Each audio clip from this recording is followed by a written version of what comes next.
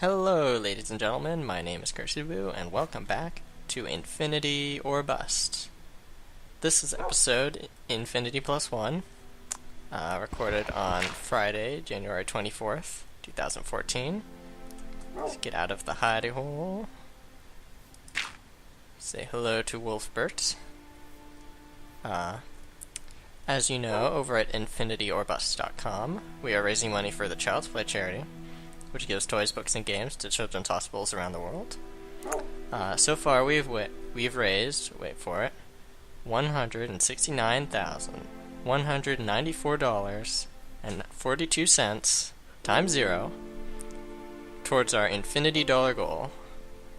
As you may have noticed here, last episode we ended finding this strange landmark,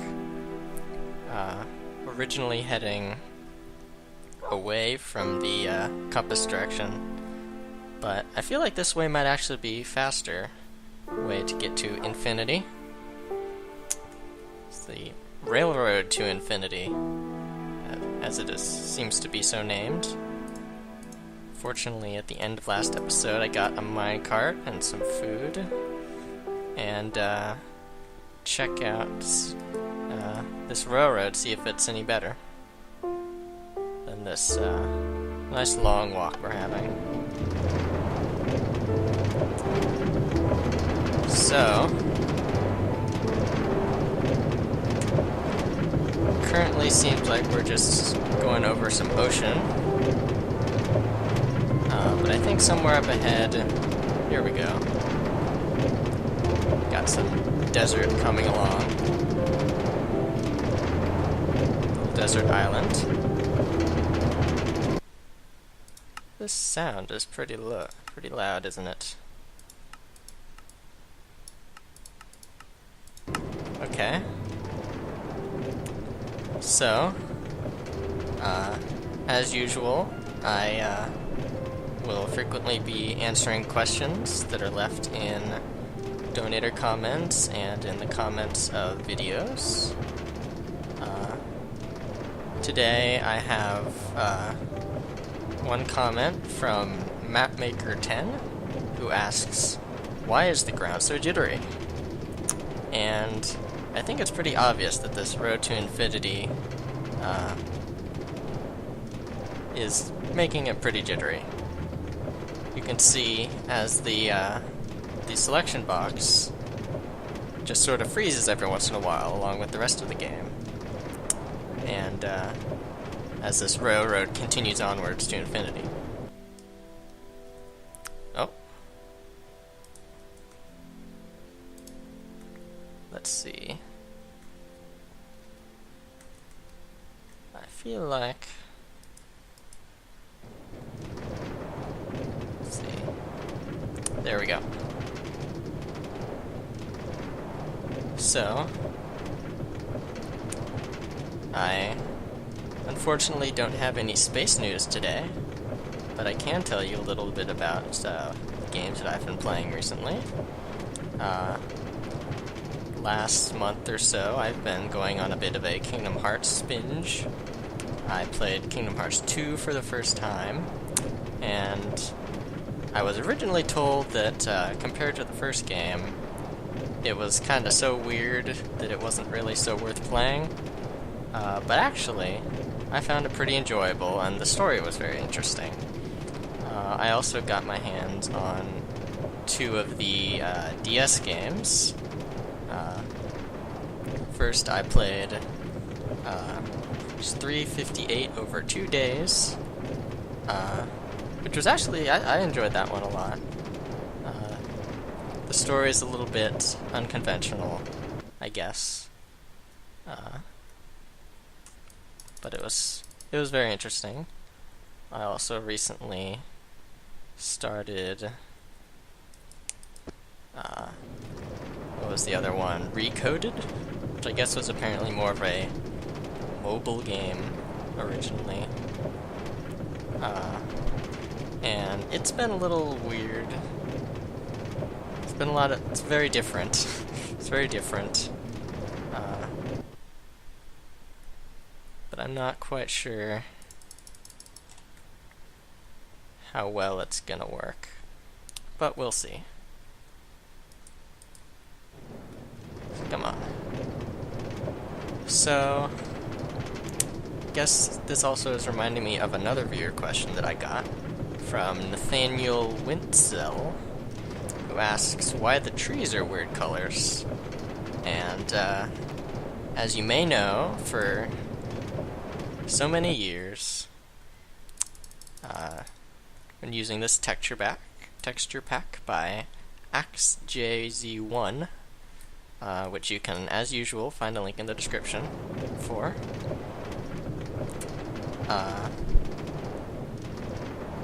So you should check that out. I do not need those seeds. Infinity does not need seeds.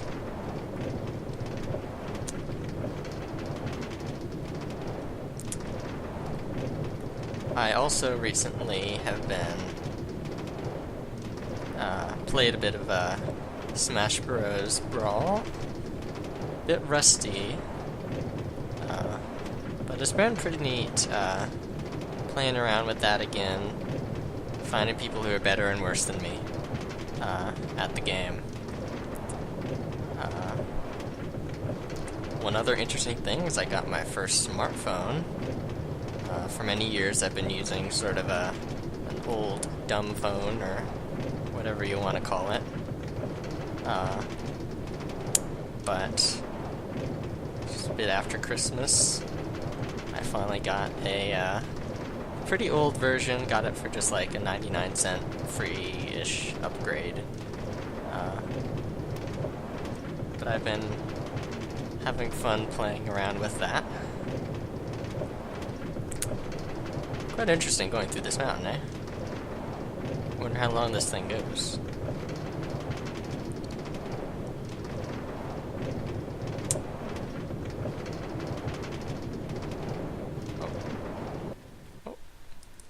Looks like we've hit a little bit of a dead end. It is unfortunately nighttime, so I guess now might be as good a time as ever to build a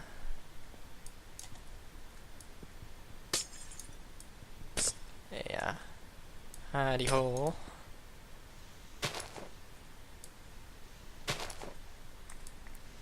If I can get out.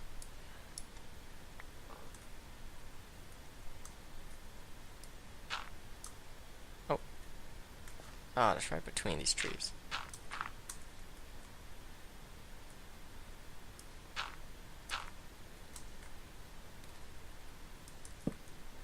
And I brought a bed. See you in the morning.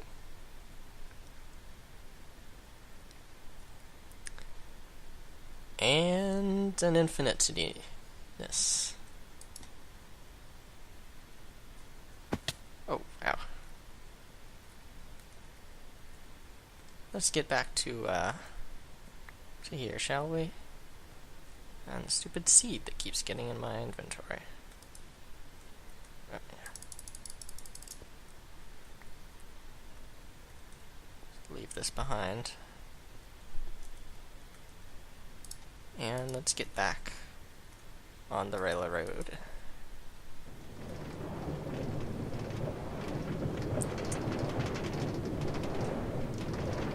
There's one thing about this kind of journey. It's a very sad, but not so sad experience. Every place we go is new, but it's left behind forever. The fleeting moments of an epic journey.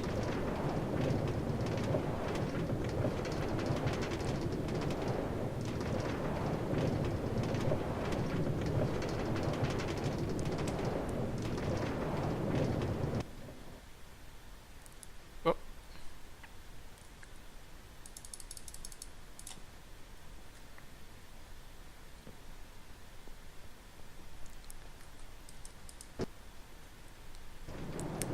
So, hopefully by now, you understand that this is not an actual series.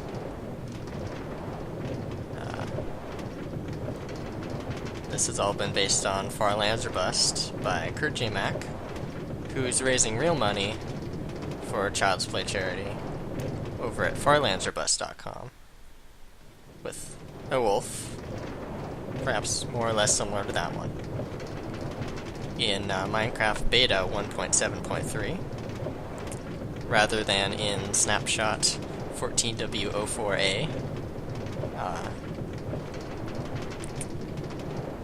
If you haven't figured it out by now, this railroad is being powered by command blocks and some of the new features that have been added. And once I learned about some of the commands that came out for the snapshot, I had this idea of something that I could do. And as you can see, there are some bugs to my particular design here with how close the edge is, but it actually is working pretty well, making this infinite railroad that is constantly generating itself. One particular feature is the fact that I can get out. You also notice that the glass that I broke seems to be copied every time. So let me show you how this works.